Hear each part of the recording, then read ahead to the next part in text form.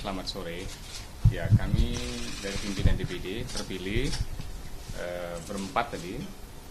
Di sebelah kanan saya ada Pak Yoris, kemudian ada Pak Tamsil, Ibu Ratu ada di luar, ditambah dengan pimpinan MPR dari unsur DPD, Saudara Akbar. Kami baru saja diterima oleh Bapak Menhan, Presiden terpilih. Karena memang baru 2 hari yang lalu kami baru secara resmi terpilih dan dilantik menjadi pimpinan DPD, pimpinan lembaga negara DPD, dan baru tadi malam selesai proses pemilihan pimpinan MPR dari unsur DPD dan baru saja dilantik tadi pagi. Jadi tentu kami sebagai pimpinan lembaga tinggi negara terpilih sowan sama beliau, diterima dengan baik dan diskusinya bagus sekali. Gitu.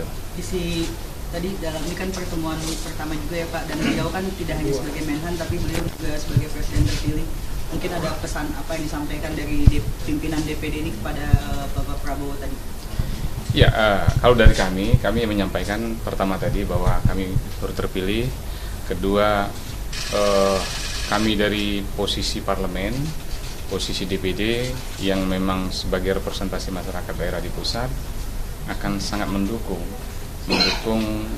program-program pemerintah ke depan Presiden terpilih ya untuk 5 tahun yang akan datang yang akan dilantik tanggal 20 Oktober. Nah, semua demi kebaikan daerah dan bangsa. Tentu program eksekutif di bawah kepemimpinan beliau nanti akan kami dukung. Kami sampaikan juga bahwa ya dinamika politik pasti ada, tapi komitmen kita adalah komitmen kebangsaan, komitmen kenegaraan. Program yang baik pasti kita dukung, dan kami yakin dan percaya bahwa di bawah kepemimpinan Pak Prabowo, ya Mas Gibran yang itu melanjutkan estafet kepemimpinan dari Pak Presiden Jokowi akan berjalan dengan baik, bahkan akan lebih baik lagi. Pak Sultan, tadi Pak Prabowo mungkin ada pesan khusus gitu ke DPD yang baru gitu di bawah pimpinan Pak Sultan, dan setelah ini Pak Sultan beserta jajaran DPD pimpinan akan kemana lagi gitu kunjungan? Baik, strong point yang beliau sampaikan selalu, seminggu lalu kami juga diterima bahwa kita harus bersatu, kita harus kompak, kita harus solid. Kenapa? Karena modal kekayaan terbesar kita itu adalah kekompakan kita.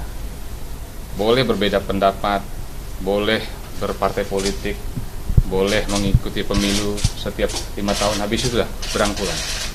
Bahwa nanti akan bertanding lagi, beliau bilang udah bertanding lagi, tapi selesai pertandingan kita berangkulan membangun bangsa. Beliau selalu sampaikan itu, bahwa persatuan, kesatuan, kekompakan itu adalah modal terbesar kita untuk mempercepat bangsa ini menuju istilahnya menuju cita-cita yang selama ini kita inginkan. Kunjungan selanjutnya mungkin dari DPD setelah dari Pak Prabowo kemana lagi Pak Sultan?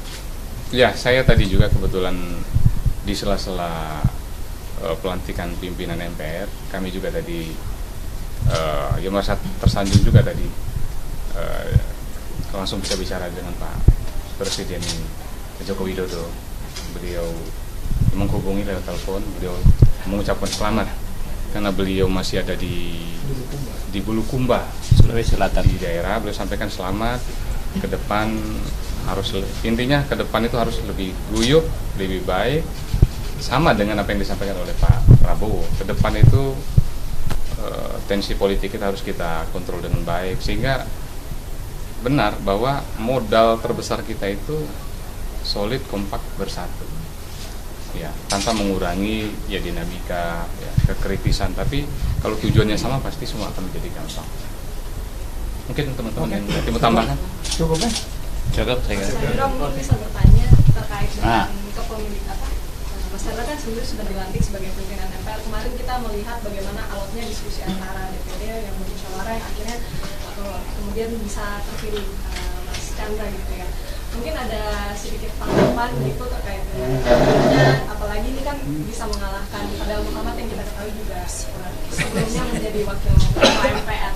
Ya, itu bagian dari dinamika proses demokrasi kita ya. Alhamdulillah juga saya sampaikan pada saat pertemuan kemarin pada senior-senior, saya bilang ini bukan persoalan untuk mengadu domba kita semua.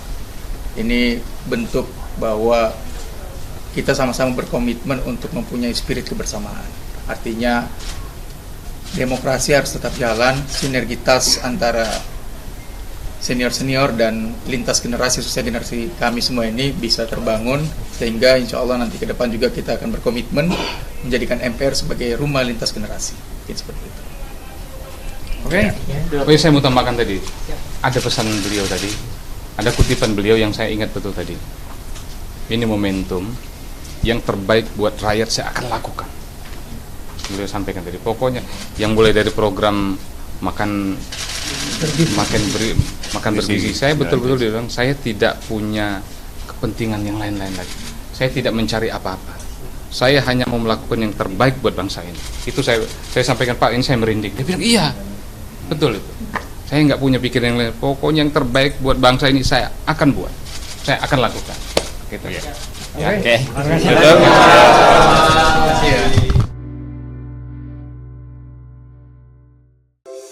Di antara banyak sumber informasi, kami layak dipercaya. Karena kami menggali lebih dalam, berpihak pada kebenaran, berpegang pada data dan fakta, agar layak Anda jadikan referensi. Kompas TV, independen, terpercaya.